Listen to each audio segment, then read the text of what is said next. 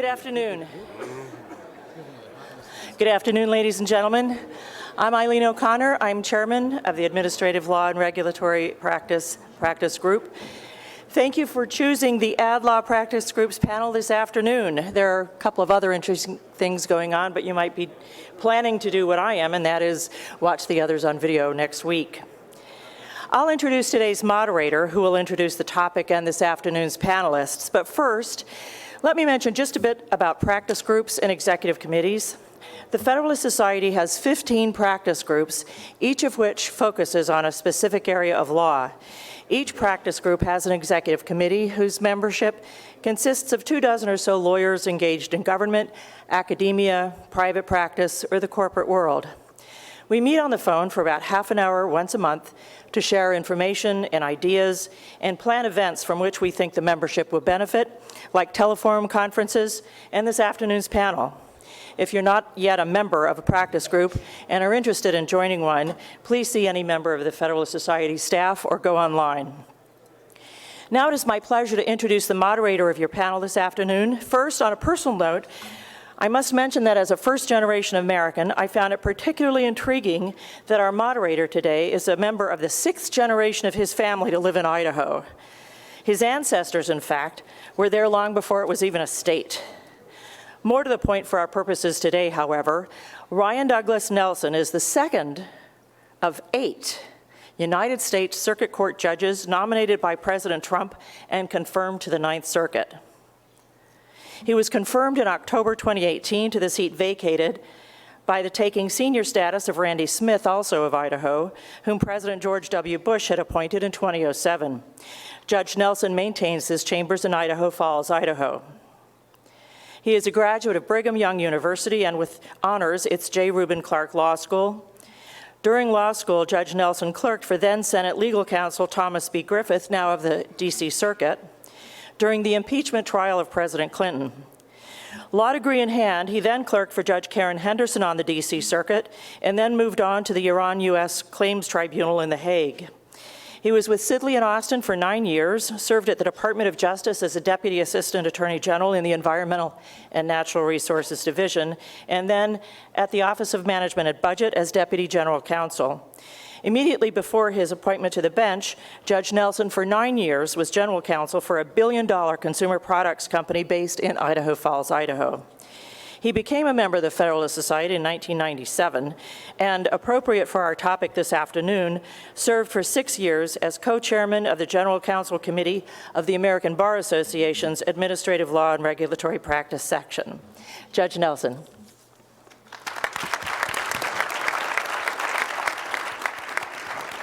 Thanks to everyone for coming out today, and I'd like to introduce briefly the panel we've gathered together to talk about non-delegation after the Gundy decision.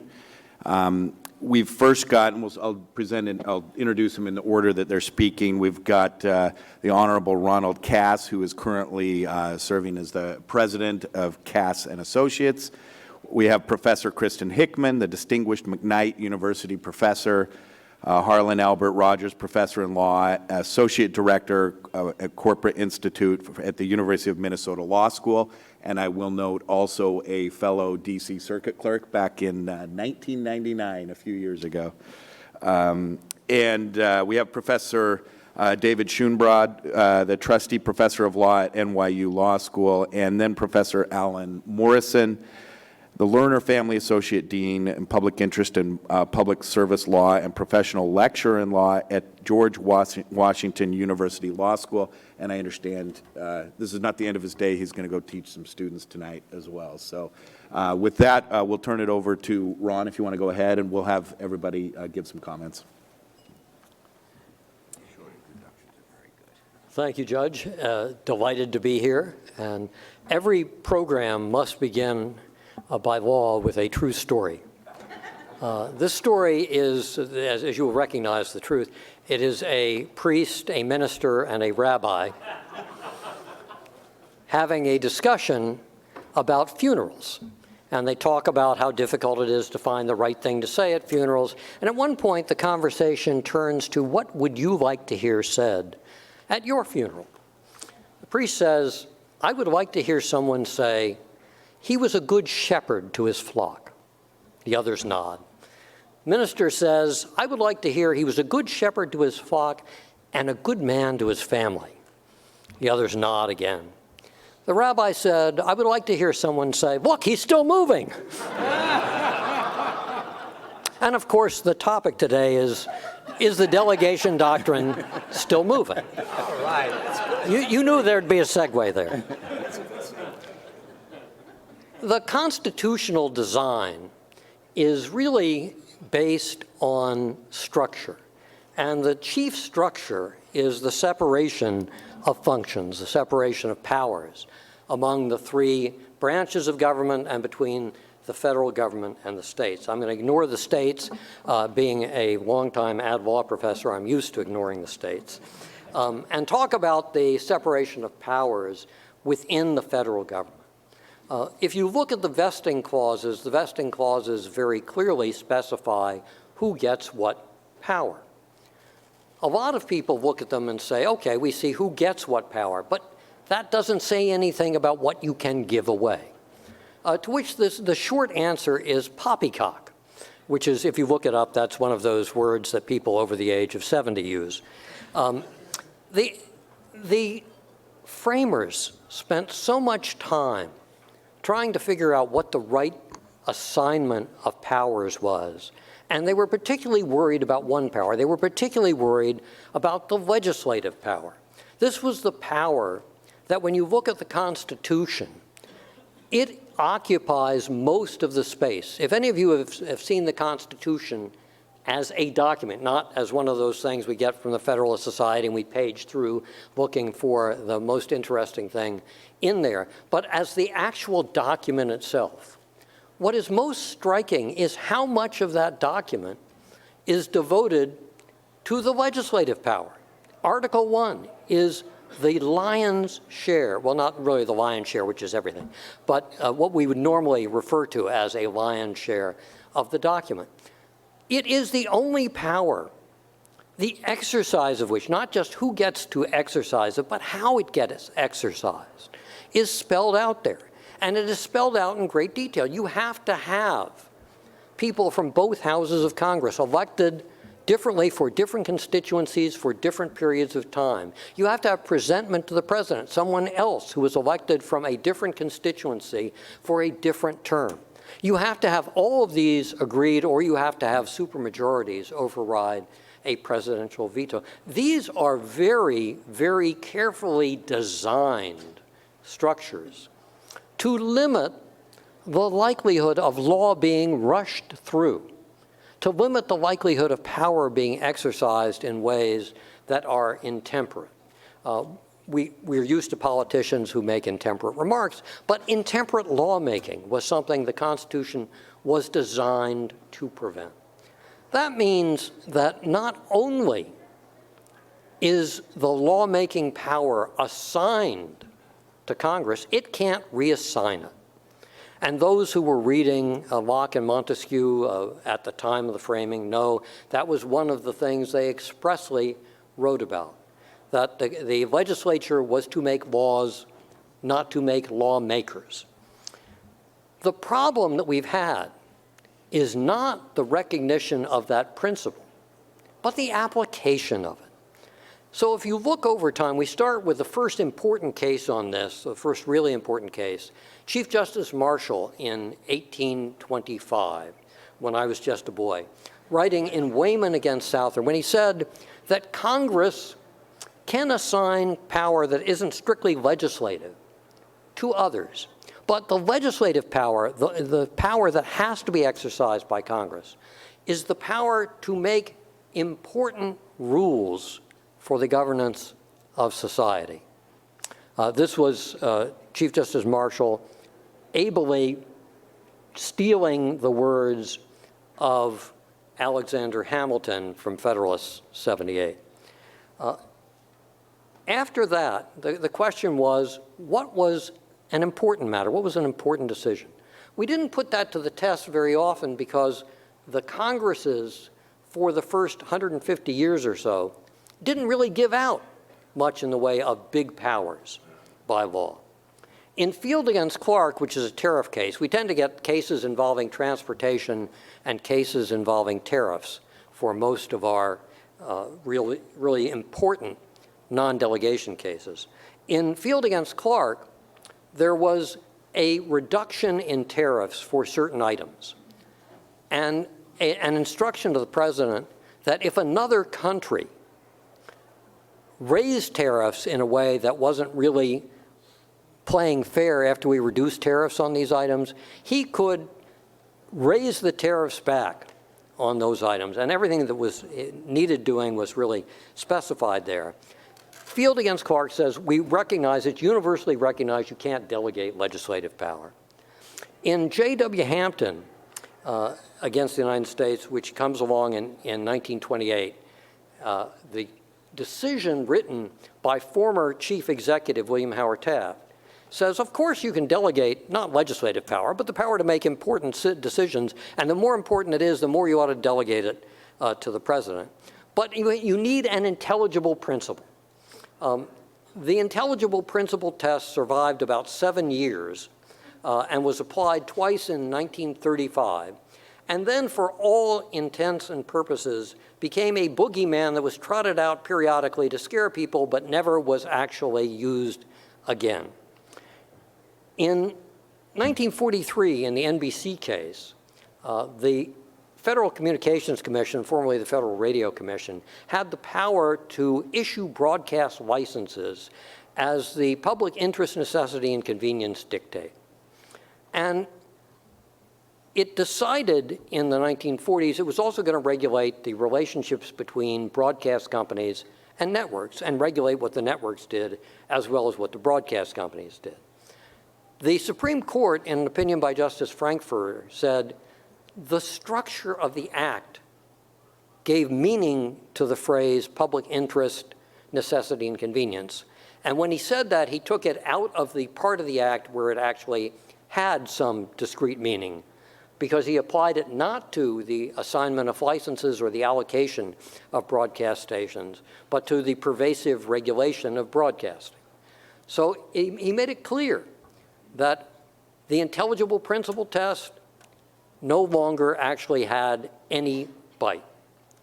Later on, in the 1980s, Justice Rehnquist and Chief Justice Berger tried to resuscitate the non-delegation doctrine as a doctrine. They were unsuccessful in persuading anyone else to go along. By the 1990s and early 2000s, it looked like the doctrine was dead. I think Gary Lawson at one point toted up the wins and losses for the non-delegation doctrine, and in a relatively short period, I think he came up with like 53-0 against the doctrine actually having any purchase. By the time you get to the Whitman case, Whitman against the American Trucking Association, you have two justices saying, let's just forget about trying to have a non-delegation doctrine and admit it doesn't exist. And you have another justice, Justice Scalia, who says, we really have to be careful who exercises what power, but trying to find a way to actually have a workable non-delegation doctrine that doesn't just give judges a lot of power is tough to do. In the I think it was 2015, you have Department of Transportation against the American Railroad Associations. Justices Alito and Thomas say, look, we really need to take this seriously. There has to be some limit on what Congress can give to others to do, and the intelligible principle test ain't it. It simply isn't working. It's not constraining at all. We need to really revisit this issue. That case didn't provide a good vehicle because the issue there was whether they had a government entity or a non-government entity that was involved in regulation. We come now to this past term, Gundy against United States. You have 3 justices who argue for a real resuscitation of the non-delegation doctrine and a return to a version of it that looks like Chief Justice Marshall's. You have one other justice who says this is not the right case to take this issue on for reasons that have to do with the particular structure of the law and argument over the law's meaning. But I am available to actually participate in that task when it comes back in an appropriate case. And you had one justice who is a recent addition to the court, Justice Kavanaugh, who was not on the panel at the time the case was briefed and argued. So although he was there when it was decided, he was not participating. So is there now hope that we will have a working non-delegation doctrine? I'm with the rabbi on this. I think it's still moving, but that's what we're going to be discussing for the rest of the program. Thank you.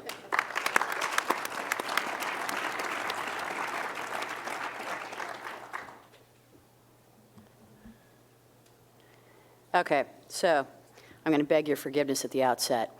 As I've dutifully written up my notes, thought about the topic, written down what I thought, and then as I was reading through it earlier today, I was like, wow, what a Debbie Downer. And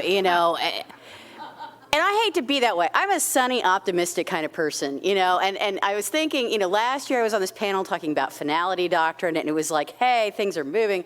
And then I look at this, and it's like, oh, boy. Okay, so let me start by saying, you can put me in the camp of those who are disturbed at the extent to which Congress has been willing to abdicate its legislative authority and allow the executive branch to fill the void. I agree with Justice Gorsuch that even when a statute contains a high degree of overall specificity, delegating authority to an agency to adopt regulations based on open-ended terms like feasible or reasonable or in the public interest is at the very least troubling, if not a violation of the Article I vesting clause. At the same time, at a certain level, and maybe I am just getting tired and cynical in my old age, I have to wonder whether this is a case of here we go again. With Gundy, yet again, the Supreme Court has upheld a statute against a non-delegation challenge. And yet again, for those who wish that the court would apply the non-delegation doctrine with more or really any rigor, and that Congress would do its job of legislating rather than relying on agencies to do the hard work and make the hard choices, Justice Gorsuch's dissenting opinion in Gundy seems to offer some small amount of hope. Well, I'm sorry, but with all the hoopla notwithstanding, color me a little bit skeptical that the court is really going to do anything to give the non-delegation doctrine actual heft. Because we've been here before, right? 40 years ago, I was in preschool. Carl McGowan, John Hart Ely, Ernest Gellhorn made the case for reinvigorating the non-delegation doctrine and curtailing agency discretionary power.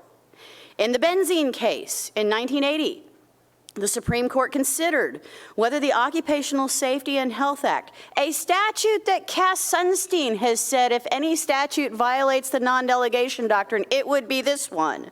The Supreme Court considered whether that act violated the non-delegation doctrine by allowing OSHA to adopt limitations for workplace exposure to harmful chemicals using an open-ended feasibility standard that itself was inferred from rather than explicitly provided by a statutory requirement that such limitations be reasonably necessary and appropriate.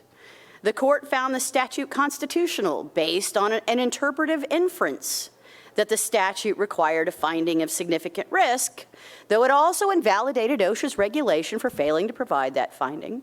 Justice Rehnquist concurred in the judgment, but citing Ely, argued that the statute was limitless and violated the non-delegation doctrine, giving us hope, right? Then 20 years ago, the D.C. Circuit surprised many people by declaring the American trucking case that the EPA violated the Clean Air Act by construing too broadly the Act's authorization of national ambient air quality standards, limited solely by fuzzy terms like requisite to protect the public health with an adequate margin of safety. The Supreme Court reversed, with Justice Scalia for the majority, rejecting the notion that an agency can cure an unconstitutionally standardless delegation of power, and also finding the statute well within the outer limits of the court's non-delegation precedents, and suggesting that the court would only rarely be qualified to second-guess Congress's decision to give agencies policy-making discretion. Justice Thomas concurred, but expressed willingness to consider whether the court's delegation jurisprudence had strayed too far from our founders' understanding of separation of powers. So, they knocked us down and then they give us hope, right? And now there's this case. Philip Hamburger's critique of the contemporary administrative state, is administrative law unlawful, has captured the imagination of many scholars and commentators.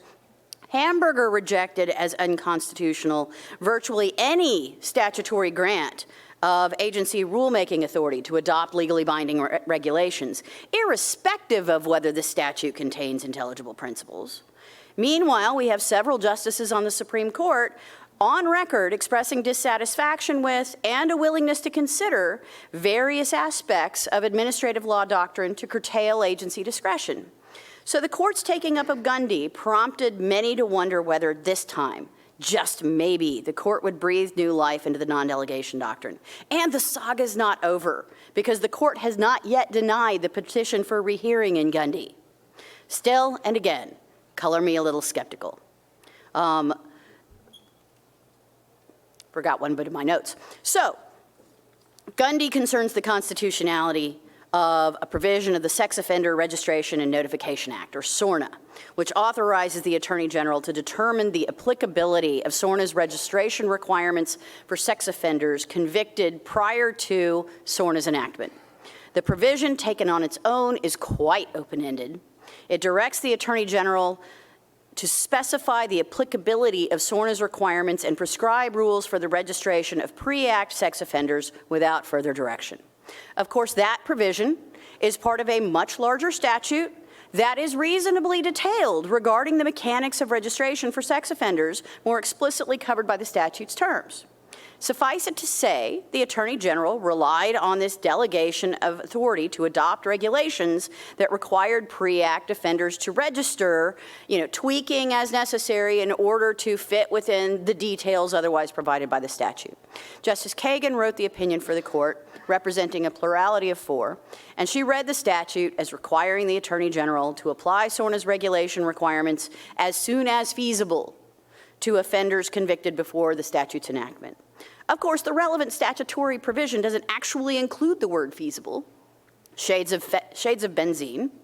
Instead, Justice Kagan inferred this feasibility from SORNA's statutory declaration of purpose and legislative history, as well as the court's 2012 decision in Reynolds versus United States, which she said held that Congress clearly intended SORNA's registration requirements to apply to pre-act offenders, albeit only after the Attorney General adopted regulations. So in other words, SORNA obligated the Attorney General to adopt regulations adapting and applying the rest of SORNA's details to pre-act offenders with only a little latitude for feasibility. So, as we all know, Justice Alito concurred in the judgment purely because of stare decisis. A majority of the participating justices were unwilling to reconsider the intelligible principle standard when you had an 8-justice court. And given the court's history of applying that doctrine, he said it would be freakish to single out SORNA for special treatment. Justice Gorsuch writes his blistering dissent. Chief Justice Roberts and Justice Thomas join him. They describe the relevant statutory provision as permitting unbounded policy choices with profound consequences. In any event, so going from there, you might think,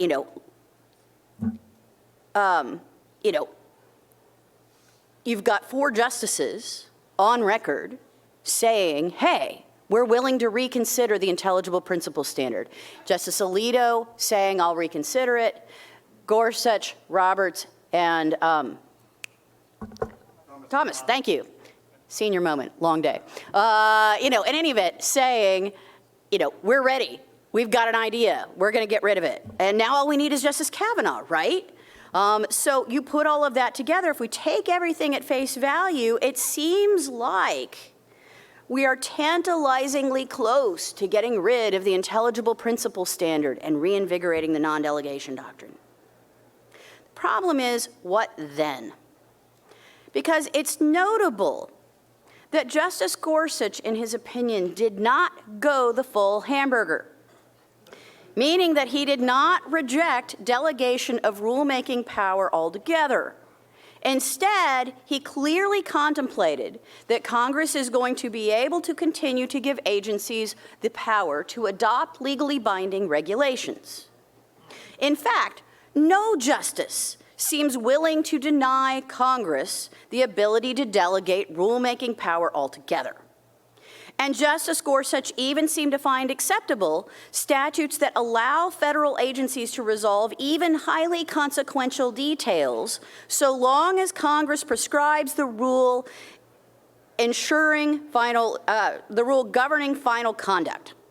Justice Gorsuch's primary objection seems to be with mushy terms like reasonable or feasible, and perhaps even then, not all the time. Consequently, any more rigorous replacement for the intelligible principle standard needs to facilitate some line drawing. You know, what actually is going to get included and what's not.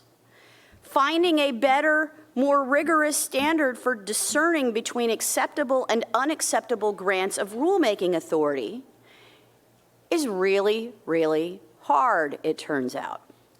Justice Gorsuch really tried. He outlined what he described as 3 important guiding principles provided by the framers. First, although Congress must make the policy decisions when regulating private conduct, it may authorize another branch to fill up the details.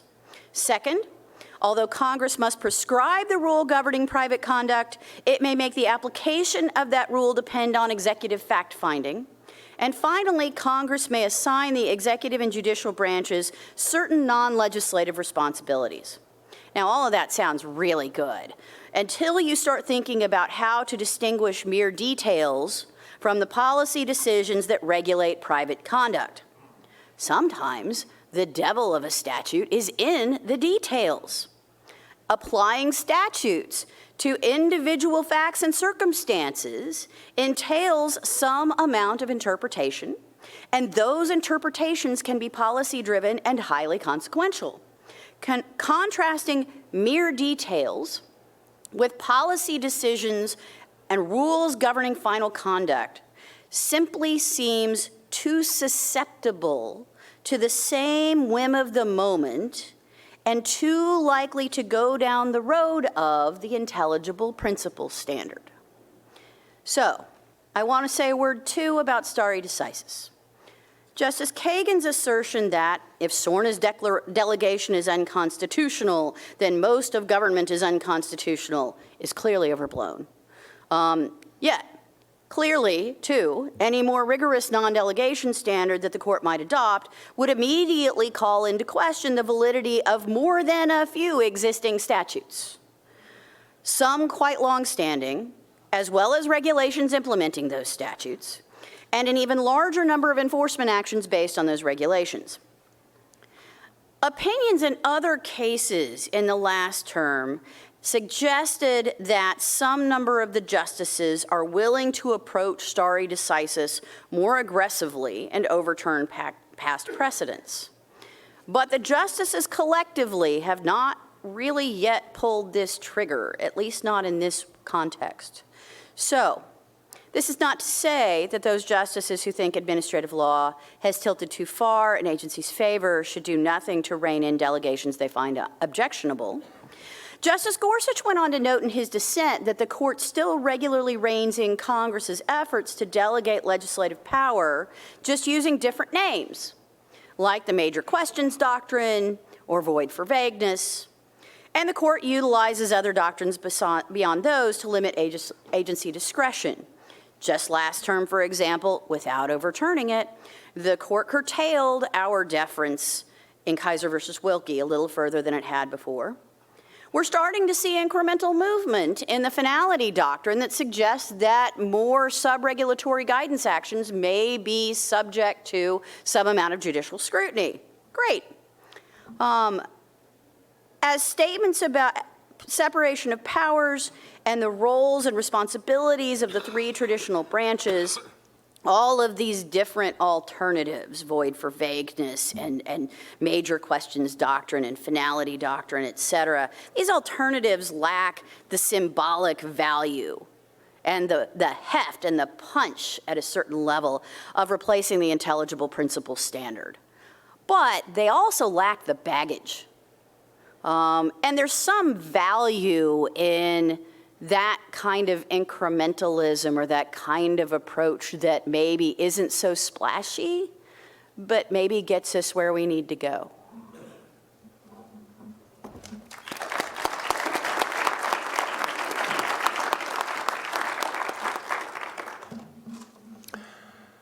Well, I agree with Professor Hickman that the Gorsuch dissent in Gundy does not successfully draw the line. But I have some good news. I think there's a way of doing it, not to fully enforce the doctrine, but to enforce it somewhat. On the other hand, I have some bad news. I'm intending to use a little bit of PowerPoint. There it is. Okay, so here I go. The Declaration of Independence promised a government based upon the consent of the people. And to deliver such consent, the Constitution vested key powers in a legislative process composed of officials whose continuance in office would depend upon the consent of the governed. And it would undercut this consent of the governed for Congress to divest itself of legislative powers. And although paying lip service in just about every case to this principle, the court has allowed Congress also quite consistently to pass the buck, okay? So why the court has done so, I think, could be made clear in by reference to a book published by Professor Lawrence Lessig. He shows that the court, from the very beginning of the constitutional process down to today, both on the left and the right, has read the Constitution with reference to two considerations. One, they're supposed to come up here. There it goes. Fidelity to meaning. In other words, the original meaning. What does the Constitution mean? And also, secondly, constraints on the full judicial enforcement of this meaning needed to preserve the authority of the court as a judicial institution. Okay? Such constraints can prompt justices to adopt tests that under-enforce the Constitution's meaning. Okay. For example, the court says that the Constitution means that one person, one vote is how districts should be, should be assigned. Legislative districts should be assigned. But because of a variety of constraints, the courts actually allow legislative districts to differ in population by up to 10%. Right? So that test within 10% is different than the meaning of the Constitution. And there's no end of areas where the meaning and the test are somewhat different. Now, Lessig does not discuss the constraints on judicial enforcement of the delegation doctrine that lead to a test that's less than the meaning of the doctrine, but I will. Okay? The first such constraint is impossibility. It's impossible for Congress to make all the rules of public conduct. And that was recognized as early as 1825 in the Wayman case that Ron talked about. And obviously things have gotten much worse since then because we live in a much more complicated world that needs a lot more rules. Ultimately, this sense that Congress could not make each and every one of the rules of private conduct led to the form of the intelligible principle test that we started to have in the 1930s, which ultimately meant something like this. Congress could leave it to the agencies to make the laws so long as it said enough about the goals of the laws. And but the problem with that, though, is it's a totally judicially unmanageable test because what's enough? How do you compare a statute in one area like employment discrimination versus another in, I don't know, constraint of trade? I mean, there's just no way of managing this thing. So that's the second constraint that has kept the court from doing much of anything. A third constraint is strong political hostility to the enforcement of the meaning of the Constitution. And that certainly came up during the New Deal when the court struck down in two different cases, the Panama refining case and the Schechter case, parts of the National Industrial Recovery Act. Now, and that turned out to be convenient for the court because, excuse me, it's the other way around. The intelligible principle test was convenient for the court because it allowed it to bow out of these very politically touchy issues. So that was fine from the court's point of view. But Lessig points out that since strong opposition is, in his words, quote, a force majeure, then it follows that when the force is removed, the obligation to return to the Constitution's meaning returns as well. And I think public opinion has turned against all this buck passing. In fact, there was a poll taken in January of this year where 80% of the respondents said that Congress should vote on the major regulations. And the 80% was consistent among Democrats and Republicans, and even a higher percentage among independents. And that's just one of several polls that I think point in that kind of direction. The fourth constraint that we now face with non-delegation is by the court allowing delegation for so many decades upon decades, Congress has built this edifice, this Code of Federal Regulations, which is massive, okay? And so if the court then knocks the whole thing down, what does one do? And if the court adopts a test like in Gundy, like in Gorsuch's thing in Gundy, the head of every organization, be it a government, a business, a union, a university, I don't care what, they're going to wake up in the next morning and say to themselves, what part of the CFR do I have to obey and what part don't I have to obey? It'd be absolute pandemonium, right? So we got a problem there, and by the way, I think the pandemonium would then reawaken the strong political hostility problem. So Gundy is not the way forward, the Gundy dissent. So here's how the court could, in fact, move forward to partially, substantially enforce the doctrine, but not 100%. So I'm going to go through these various constraints and talk about how the court could arrange to maneuver through them. Okay. Impossibility. Congress could take a lot more responsibility than it now does. We all know that. Okay? And a simple way of understanding that is to think about the suggestion made by James Landis, the guru of administrative law in the New Deal and then later dean of Harvard Law School. He proposed in a book published by Yale Press in 1938 that Congress would vote on the significant rules. Now, if significant rules were defined the way that the executive order that's been enforced for four presidential administrations, 2 Democrat, 2 Republican, there'd be about as many votes on those rules per session as votes on the naming of post offices. Now, a difference between the two is naming post offices is not a legislative power, but enacting the laws is. Okay? And following up on that, a judge by the name of Stephen Breyer published an article in the Georgetown Law Review in 1984 showing how the Landis idea could in fact work in a practical way through a fast-track process. It could be done. Okay? So that means that it's possible the first constraint can be overcome. Okay? There we go. Okay. So the problem, though, is that Congress doesn't want to take responsibility. And that isn't just the Democrats who don't want to take responsibility. The Republicans are just as bad. Take the REINS Act. The REINS Act actually incorporates Landis and Breyer's idea, but it's structured in a way, and I think intentionally so, that it could never pass. There's lots of poison pills in there that are not pro-responsibility, they're anti-regulation. The Democrats will never swallow it, it'll never get passed. Therefore, the Republicans can say, I want to be responsible, I'm for cutting regulatory costs, but they don't want to have to vote on the hard choices. So the problem is how we could actually get Congress to do the thing. Okay. So this is how I think it could be done.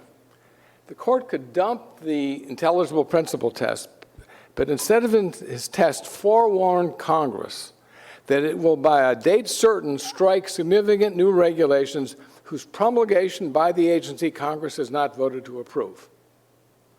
And there's some precedent for this. I mean, in Wayman versus Southard, the 1825 case, the court talks about minor regulations. That's all right to leave to the executive, okay? By the way, that part of the opinion is not mentioned by Justice Gorsuch. I wish it had been, okay? Now, of course, how you go about it and how you define significant regulations, there's some policy implications there. But the court has a way of finessing that one. Think about how they handle legislative redistricting after it finds that a current districting is not in accord with one person, one vote. They say to the state legislature, you district it. And by the way, if you don't do it by a certain time, we're going to do it, which means at that point, the court will have to make some very important, very political decisions. So Congress gives the court gives Congress the opportunity to decide how to do it, and if they don't, the court steps in. Okay? And I think the possibility of the court doing that might actually be a real shove towards the Congress actually doing it, partly also because the polls are pushing Congress that way. The public wants a responsible Congress. Okay? So what about the other parts of it? So when the court actually steps in, how does it come up with a judicially manageable test?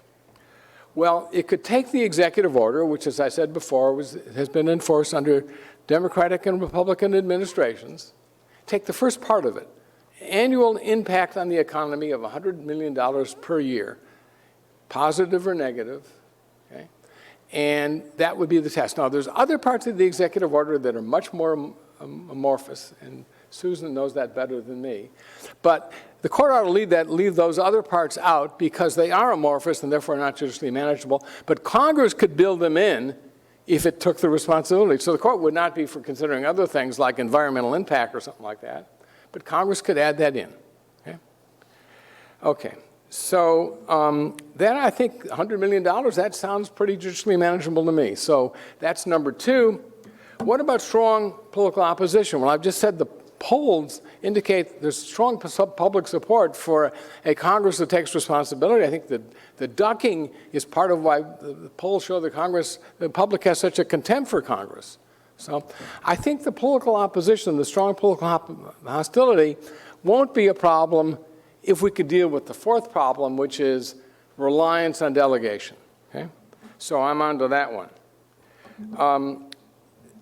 The court could point out to Congress that it could take care of all these old regulations by approving them en masse. Now, that's no little real political accountability, but that gets rid of the problem for the time being. Okay? And if Congress is unwilling to do that, the court could, I believe there's a very strong argument for this, despite some cases we could talk about later, could make the new standard applicable only to new regulations, not existing regulations. So we knocked down all four of those constraints. Now, there's a lot of issues to be parsed out here, and I don't have time to deal with them all here, but there's an article that's going to be published soon in the Harvard Journal of Law and Public Policy I've written that marches through them. It'll be out in January. I hope you're patient enough until then.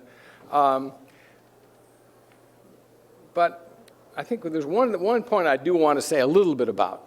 Is this too bold for the court to do? I mean, it would be quite a change, right? Well, I have a couple of things to say in defense of it. Number one, it's sticking with the original meaning.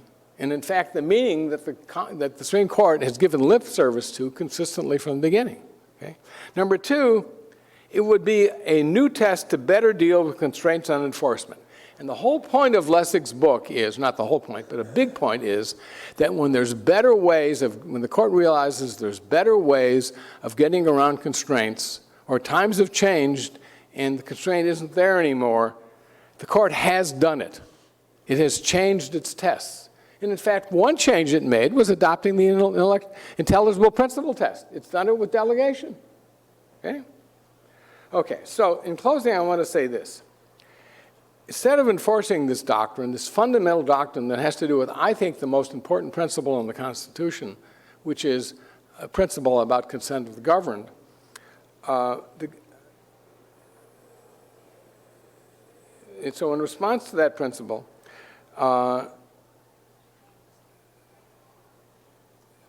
in response to the argument that Congress unconstitutionally outsources its responsibility for the laws, the court outsources to Congress its responsibility to judge compliance with the Constitution.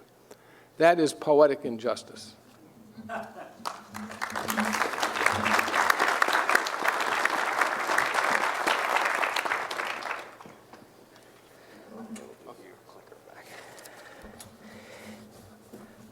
So, happy to be here, and as a famous orator once said, I do not come to praise delegation nor to bury it, but rather to see that it's properly applied. The proof of the validity of a theory is, in my judgment, dependent upon how it's applied in practice. So I want to talk to you about a case in which I'm the chief counsel that's litigating the delegation doctrine this very time. The case is called the American Institute for International Steel against the United States, and it involves the delegation that Congress gave in the Trade Expansion Act of 1962 to the President of the United States to control the level of imports of products into the United States. The case is now in the Federal Circuit. It's going to be argued the first week in January. And the question presented, well, is a question presented about a prior case that the Supreme Court handled on this very question. But ultimately, if the case gets to the Supreme Court, that prior decision will not be of any impediment to the court if it wants to be impediment. Doesn't want to be impediment. If it wants to be impediment, it can duck it that way. But the question presented is the national security delegation in Section 232 excessive under the delegation doctrine? First, let me start with a couple of facts about the statute and how it's operated in the context of the delegation that the President used in March of 2018 to impose tariffs on all imported steel. The President chose to impose a tariff of 25% on all imported steel. That number is completely made up. It's not contained any place in the statute. He could have imposed a 5% tariff or a 50% tariff. He could have imposed quotas, licensing fees, import restrictions. Anything he wanted to do, he could do under the statute. And by the way, nobody disputes that. In fact, 6 months after he got into the statute, he got angry at Turkey, and so he doubled the tariffs on the steel imports from Turkey to 50%, and then 6 months later, he backed down and said, no, I'll back them off.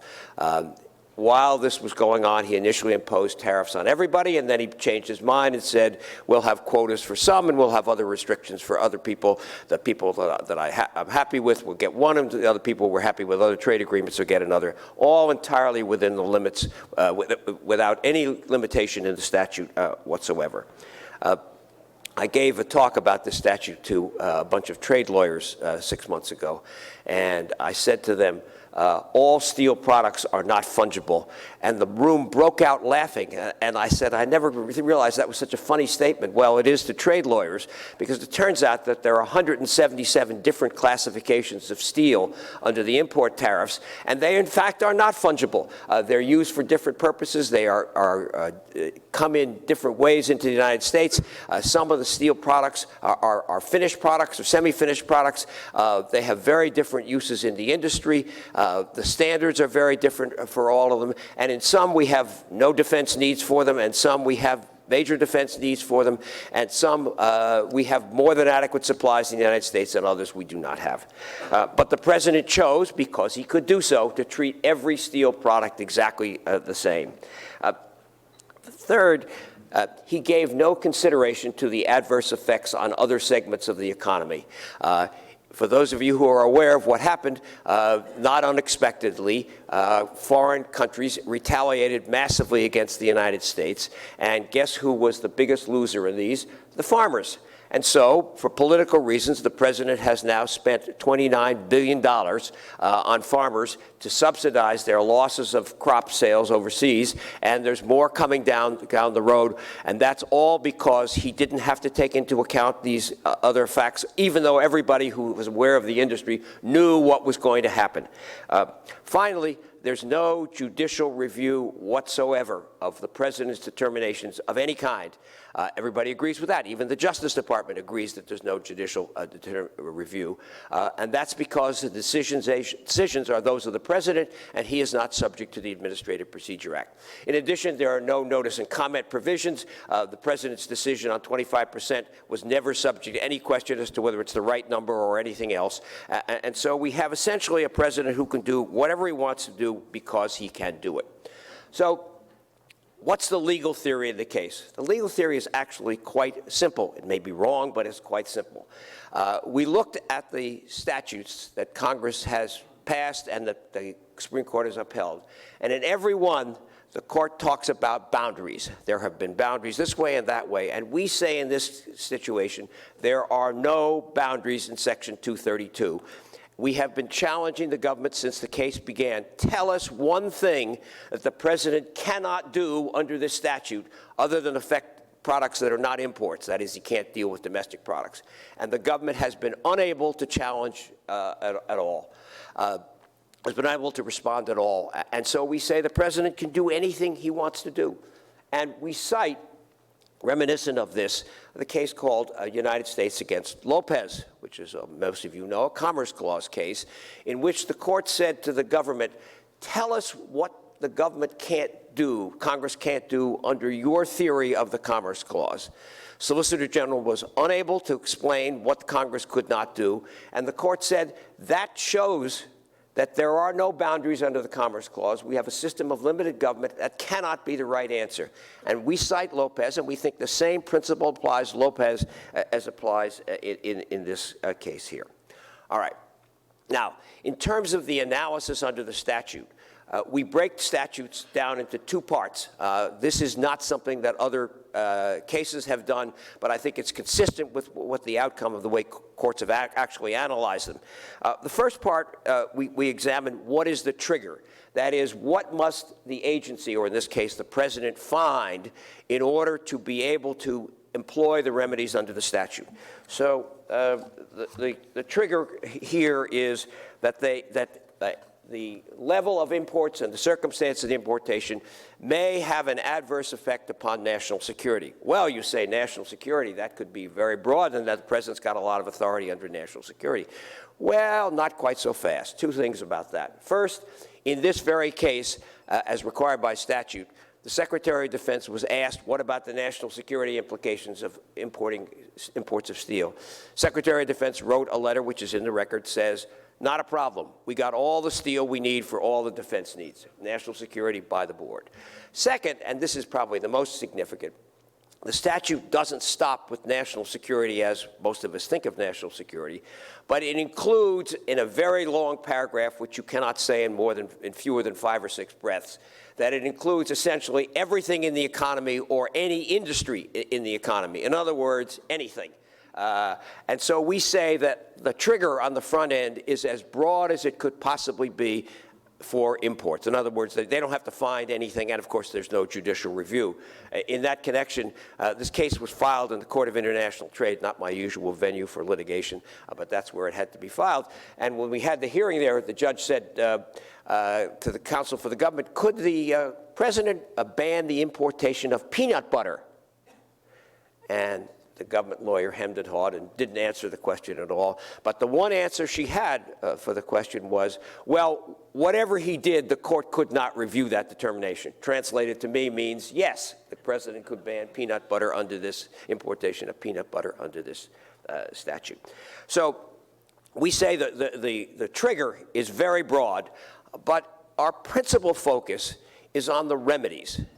That is, the president has, as I outlined before, an unlimited choice of remedies. There's nothing he can't do in any amount for any reason or for no reason just because he's the president and there's no way to control it either in the statute or or otherwise.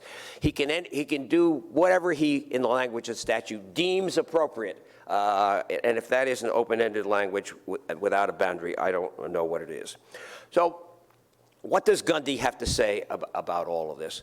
I looked it up today, and Gundy's cert was granted in Gundy 10 days before the president issued these tariffs. I knew about the cert grant in Gundy when I saw about the tariffs being issued. I talked to one of my colleagues who's a trade person and said, what's this statute all about? He pointed me to it, and I said, Gundy says maybe there's some life in the delegation doctrine, and so let's take a look at it. And we looked at it and found, yes, that there's at least some interest in the court in reviving it. When Gundy was granted, there had been 11 circuits that had looked at this question, and every one of them had come down in favor of the government. And the cert had been denied half a dozen or 15 times before Gundy came along, and the cert was granted. Something was going on there which gave us some hope. So in that sense, Gundy surely, for those who are concerned about the extent of delegation, gives us some hope. What does Gundy actually decide? Not very much. If you read the opinions, or when you read the opinions, Justice Gorsuch's principal debate with Justice Kagan, it was over what the statute meant. Justice Kagan saved the statute by claiming that it dealt with feasibility. That's a very difficult argument to make. The government had not made it in the prior cases under the statute, and she made the argument, and she got 3 other votes to go along with her. Justice Gorsuch said, well, that's not feasible, that's not a proper interpretation of the statute, and since it's completely open-ended, then therefore it's unconstitutional.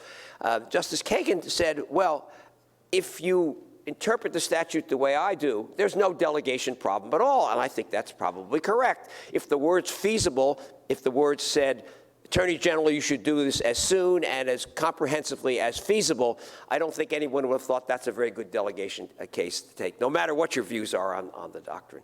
But that's not what the statute said. Second, Justice Gorsuch spent a lot of time doing what in some respects sounded more like a treatise or a law review article rather than the application to a particular set of circumstances. And so I don't take much from the decision other than the fact that there is obvious interest in the court in cutting into it. As Kristen said a moment ago, Gundy rehearing has been filed. The basis for the rehearing is that there were only 4 justices. There are now, only 8 justices. There are now 9, and so we should have a decision reviewed, reheard. But in addition, there are 2 other cert petitions, at least, with the exact same question presented that they don't have to have rehearing. It's on the conference again for tomorrow. This is the 8th time this case has been on the conference. Just as we wondered about what was happening with Gundy the first time it got decided, we're wondering what's happening and what's taking so long this time as well. All right. So let me just, in addition to the open-endedness of the trigger and especially the remedies, we point to a couple of other factors. The absence of any judicial review of the discretionary determinations by the president. If, as the court has said, we have to be able to determine whether the agency or the president is following the law. If there's no judicial review, that's impossible to determine by Congress, by the courts, or by the people, whether the president is obeying the law. And the absence of judicial review is, in our view, a recognition by the Congress that there is nothing to review, that they intended to give everything to the president, which is exactly the delegation problem we're talking about. The APA doesn't apply in any of its procedural requirements. None of the other executive protections are there. So let me turn last to a somewhat broader notion about delegation. I think the fundamental reason why delegations have been approved is the recognition that while Congress can make a number of important policy determinations, it cannot do what the voting members of Congress and the public want the government, the federal government, to do today.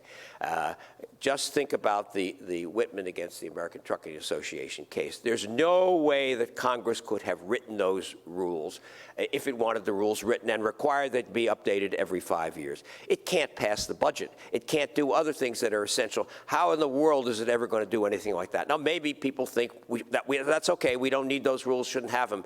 But as long as we're going to have the rules, we've got to have some system under which Congress can delegate substantial authority with, in that case, full APA review of the determinations made by the EPA there.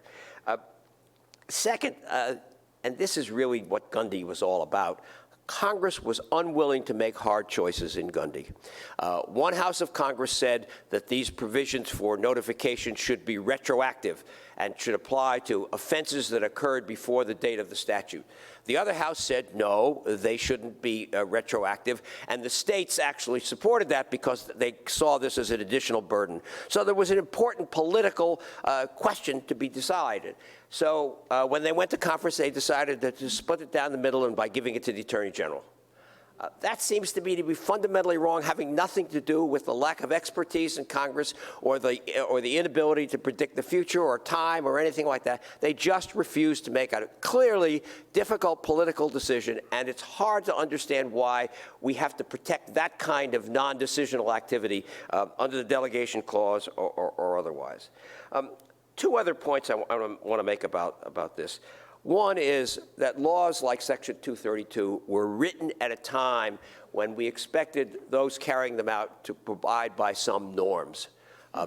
The statute has been used a dozen or so times since it was enacted, almost always in the case of petroleum, for very short periods of time, modest levels of control by the government.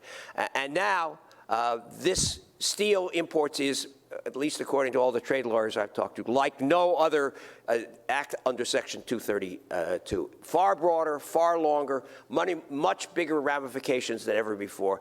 And it's the breaking of the norm, which is permissible only because the statute has no norms or controls in it, that is problematic. And the Congress has to try to recognize that when they write the statutes and see how broadly they might be construed, not how broadly we think they will be construed as we go forward. Congress clearly can't do everything, but it surely should be able to do more than it's doing now.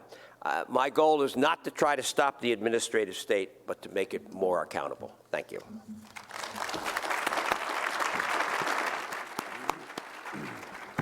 I'd like to thank panelists for their comments, and maybe we could have some rebuttal time, and Ron or Kristen, if either of you would like to respond to David's proposal, that might be a good way to start it off. Well, let me just make a few observations. First of all, David mentioned that 80% of the public believes that Congress should make all the important decisions. I'm skeptical about polls because I think 80% also believe that we should adopt only the first 5 words of the First Amendment, which says Congress shall make no law. While people want Congress to make hard choices, they want Congress to make the hard choices their way. And one of the things that Congress has learned is that you get further by making no hard choices than you do by making unpopular hard choices. Alan was talking about the peanut butter issue. I think that's a sticky issue. So I'll leave that. The problem, I don't think that I admire a lot of David's work in this area, and David's been writing things in this area for a very long time. I don't think the rule that he's proposing is one that the court really can do. I don't think the court can adopt essentially the same sort of rules that the OIRA operates under in terms of the amount that makes a rule a major policy rule that triggers OIRA review. I do think that all of us are grappling with a way of operationalizing the non-delegation norm. It is hard to do. I think that Chief Justice Marshall, almost 200 years ago, time passes very quickly, when you're having fun with topics like this.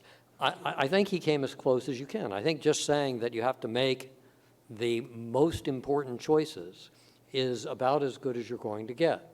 And having the court periodically step in and strike something down for not making the hard choices. You were talking about having incremental progress. I think incremental progress is better than excremental progress. Doing crappy things is not as good as doing good things, even if you do them a little at a time. Kristen, I don't know if you had anything to add, or maybe we just move on. How could I follow that? Yeah. I think the only thing I want to say with respect to David's proposal is that one of the difficulties here when you start talking about getting Congress to make the hard choices is that the sheer volume of what agencies are doing at this point, I think to the extent we try to run, I mean, this has always been the problem with the REINS Act, right, is that when you contemplate Congress considering all the things that agencies are doing, there aren't enough hours in the day for them to tackle all of that. That doesn't necessarily, it's not a very satisfying answer. It doesn't necessarily mean that we should be happy with the status quo, so much as it does present just a logistical difficulty when you start talking about Congress making the hard choices.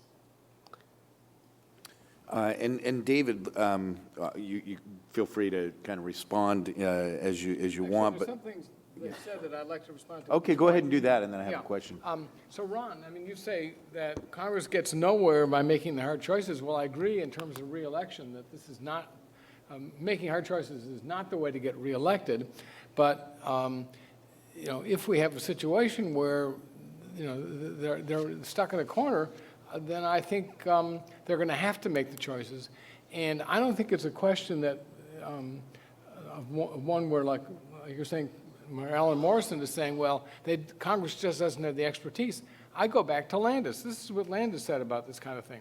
We have the administrative agency as the technical agent in the initiation of the rules of conduct, yet at the same time to have the legislative branch share in the responsibility for their adoption. I think we could have the best of both worlds.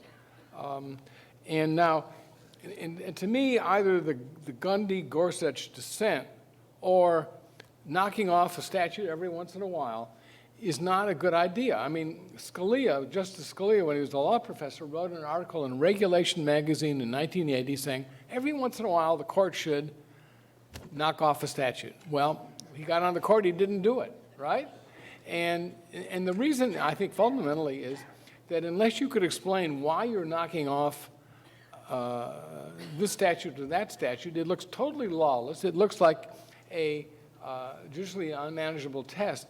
It shows Congress, would show the court picking and choosing among statutes and regulations. And that's just terrible for the court. That really does look quite political, not judicial. So it seems to me that if they do something kind of analogous to one person, one vote, and they make a bright line, then they're not picking in like $100 million a year. They're not picking and choosing, and they're insulated to some considerable extent from the accusation that they're being political. I can't resist. The notion that a court, the Supreme Court, should draw a $100 million line as a constitutional principle seems to me to be offensive to every notion that I've ever heard in judiciary. That's not, you can't have a reasoned explanation. Are they going to put an inflation adjustment in as well? And CPI with or without adjustment? I mean, just no. That's just not an answer to the problem. Nor is the answer to the problem words like important from Weymouth or technical or fact-finding. Those just are so squishy. We ought to recognize that let's take the EPA regs at issue in Whitman. There were significant policy choices made in those regulations. That's what the companies were unhappy about. They didn't like the choices that had been made. Some of them were made in the statute, but they cannot ever be a situation in which Congress is going to be able to fill in all the blanks. And as long as the Congress is going to pass laws that the American people seem to want, in these areas, we're going to have to accept some degree of delegation. My submission is there have got to be some outer limits. There have got to be some way in which we can say that the agency has gone beyond what they've been permitted to do. And the Congress has to pay more attention to the remedies and what is available and what the agency or the president can do. But writing $100 million in a constitutional decision offends my every sense of what judicial decision should be. I'd like to reply very briefly to that. Okay. So, in defense of my position, first of all, I would have the court give the first crack to Congress to draw the line. And if Congress doesn't, then the court could say, like it does with the redistricting, that we gave them a chance, they didn't do it. And they could revert to the $100 million because that has some bipartisan authenticity to it. Yes, it is. The Constitution says nothing like $100 million, but it also says nothing about why 10% variation is good enough, is the right line to draw with one person, one vote. That's only for the states. There's no variation in the federal Congress. That's only for the state rules on one of their houses. But anyway, we will disagree about this. Okay. Well, Ron, in your article, Delegation Reconsidered, you took the position that the non-delegation doctrine should focus first and foremost on the nature of the authority granted by Congress. In your view, do the rules announced in Gundy, does that do the work that you were looking for? Well, I'm fundamentally sympathetic to the approach in Gundy, although I think that there is more attention paid to the scope of the delegation than simply to the nature of the delegation. But obviously, there's language in the opinion for Justice Gorsuch and the Chief Justice and Justice Thomas that does take up the importance of the nature of the regulation of rules for society. When you look at what we have now, we have a U.S. code of about 30,000 pages, and we have a code of federal regulation of agency-adopted rules that runs over 200,000 pages. And it's like reading a bad novel 200,000 times. A lot of that 200,000 pages are rules that are criminally enforceable. And if the notion of due process means anything, it means that you need to have the legislative authority adopt the rules that if you violate them, you're going to be guilty of a crime. In the old days, the criminal code either consisted of things that everybody knew were criminal. You know, you could write it on a few stone tablets. And for most people, you know, I think of it as the 10 Commandments. I think Bill Clinton called it the 2 Commandments and the 8 Suggestions. But I may have that wrong. Although I do think Moses came down from Mount Sinai and said, good news is I got him down to 10. Bad news, adultery is still in. You know, I think it's important that if you're not going to have rules that are intuitive to everybody, that everybody understands are criminally punishable, that they're adopted by the legislature and they're adopted in clear terms. I also just would say one thing on David's comment about we can have the best of both worlds. I'm reminded of the conversation Winston Churchill had with a lovely young woman who said, you know, Winston, we should get married, think of the children we'd have with your brains and my beauty. And Winston said, yes, ma'am, but think of the children we'd have with your brains and my beauty. It's not always easy to get the best of both worlds. Alan, you talked about your case and that's going up now, or you have now before the Federal Circuit, and you are now dealing with Gundy, which I take it was not there when you were in the lower court. Now that Justice Gorsuch has weighed in, and he seems to approve delegations that implicate the president's inherent Article II authority over national security and trade, do you think you have to address or convince Justice Gorsuch, if your case were to go up to the Supreme Court, would you have to convince him to soften his views on that point? soften his views? No, Well- I mean, he seems to agree with me, but I read his opinion as being far broader than what I need to have to win my case. We have not included a lot of discussion of Gundy in our Federal Circuit brief, largely because we tried to focus our case on this statute and how open-ended it is. And Gorsuch's opinion is more philosophical and broader, and it deals with a very different statute. And one of the points that we make throughout the brief is that each statute has to be looked at on its own, examining both the trigger and the remedies, and that therefore looking at what the court did in another statute is not all that helpful, particularly when the principal issue in that other in Gundy was what the meaning of the statute was to begin with, and we say that's not the problem in our case. But I guess the question is, do you think that, you know, a statute dealing with national security or trade would be the right statute to take up, you know, kind of post-Gundy if it's not reconsidered? Well, Gorsuch does talk about national security, and the government does raise the national security flag in defending the statute. But we think that that's not a fair designation of what the statute is about. And as far as this being the right case, this is a case we have clients with real money at stake, and they want to challenge this, and we think that if one of the judges said in the lower court, if this isn't excessive delegation, please tell me what is. And kind of that's our theme in this case. And we have time for questions if anyone has any there. Go ahead. Devin Watkins from the Competitive Enterprise Institute. The primary problem, it seems, that you're describing of Justice Gorsuch's opinion is that it doesn't draw a bright enough line for you, that it's a little too squishy to be able to be properly judicially enforced.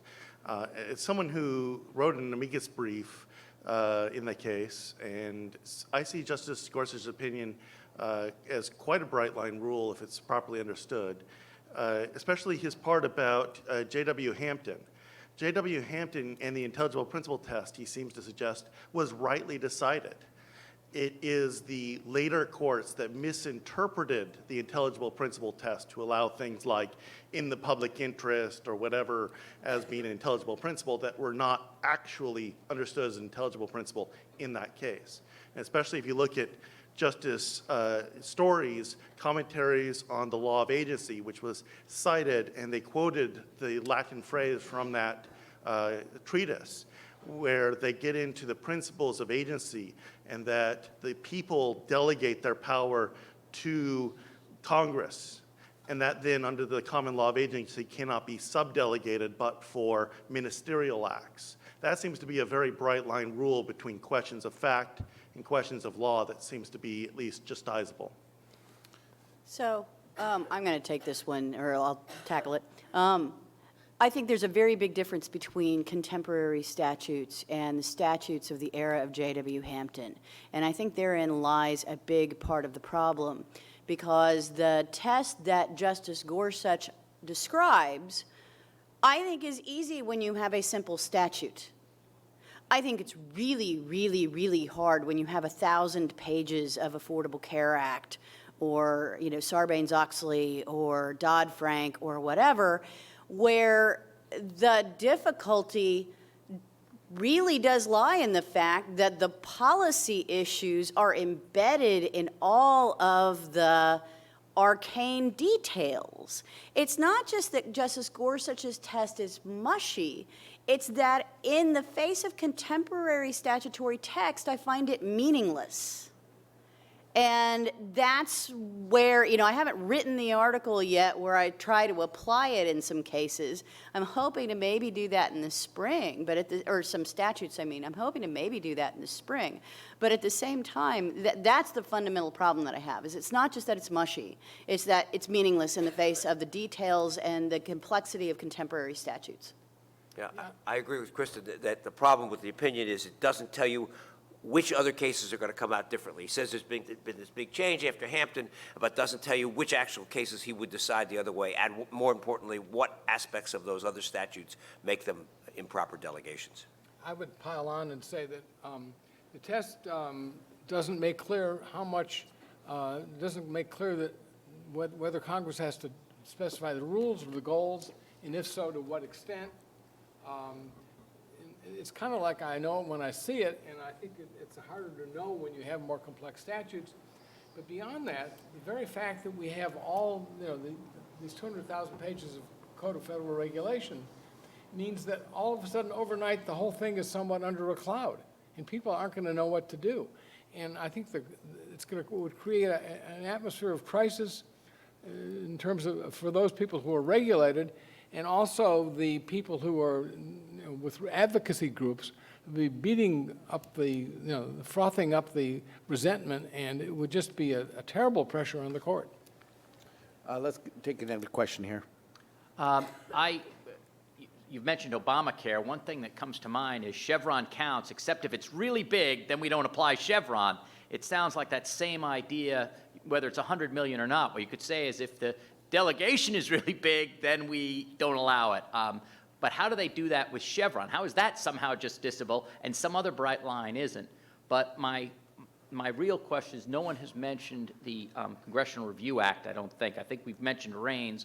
Does the Congressional Review Act have any effect on this analysis? Well, what the Congressional Review Act does is it gives Congress the option whether to vote on hard choices, whereas the kind of statute I'd be hoping that Congress passes is one that would require them to vote on the bigger regulations.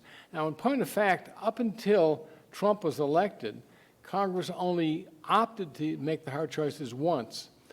And the reason that there was so many votes possible after Trump was elected was the Obama administration wanted to put all the hard choices off until the end of the term, hoping then, expecting that Hillary Clinton as president would make sure that nothing got bumped off. But even with the Republicans in charge of the Senate, the House, and the White House, they did not vote on most of the things that they could have voted on. They only voted on the stuff that were easy votes for their party in Congress. Let's take a question over here. Thank you. Brian Bishop from the Stephen Hopkins Center for Civil Rights. And I wanted to quickly throw David a bone in his argument about the court establishing arbitrary numerical filters for this. I do believe that there was a case that was effective in the federal arena that said something about a law going on for another 25 years. I think it was Sandra O'Connor said that. And yes. It just seems to me that, as you pointed out, it's quite common for the court to resort to this. But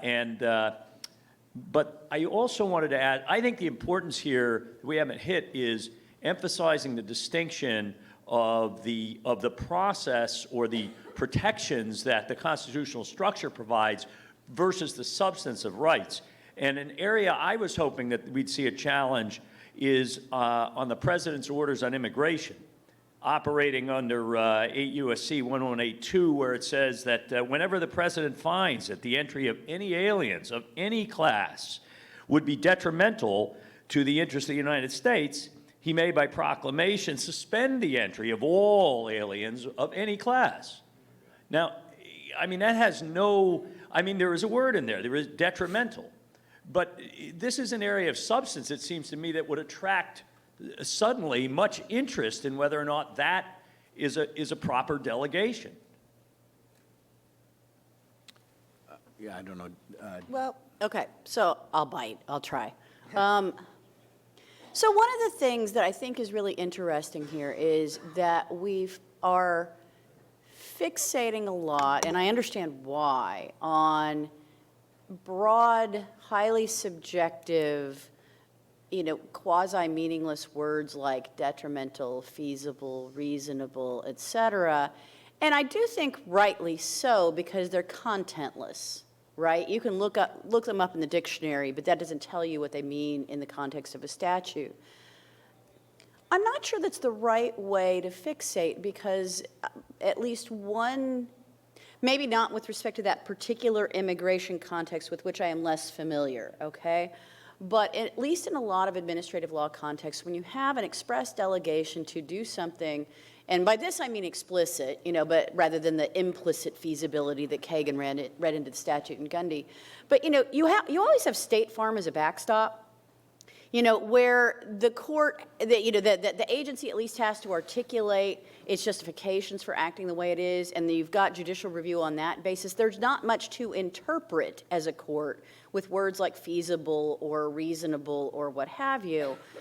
Actually, the delegations that bug me on a certain level are the ones where the statute just gives the agency the authority to adopt all needful rules and regulations to effectuate the statute without specifying exactly what beyond the four corners of the larger statute those rules might actually do, and then leaves it to the agency to fill in the blank as it finds it. If I can jump in on this as well, there are terms like reasonable that we've had in different contexts, reasonable rates. We've had a whole body of what a reasonable rate consists of that was worked out at common law and then taken into statute laws. The problem is when you use those terms outside a context where it has a defined meaning or a relatively definite meaning or a body of law that gives it some structure, that's the place where you're in the soup. That's why I go back to the NBC case back in 1943, where you had, when you're looking at assigning different frequencies, you have a series of problems involving where frequencies will interfere with each other. How much separation do you need? How wide an area can you allow a frequency to operate in, which is a function of the power as well as the nature of the broadcast? How wide an area can you have it operate in without creating a series of problems?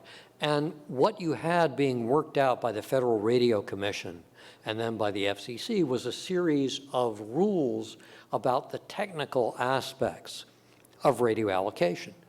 What Frankfurter did in the NBC case is said we can apply that to the entire field of broadcasting and allow regulation of the entire field based on that.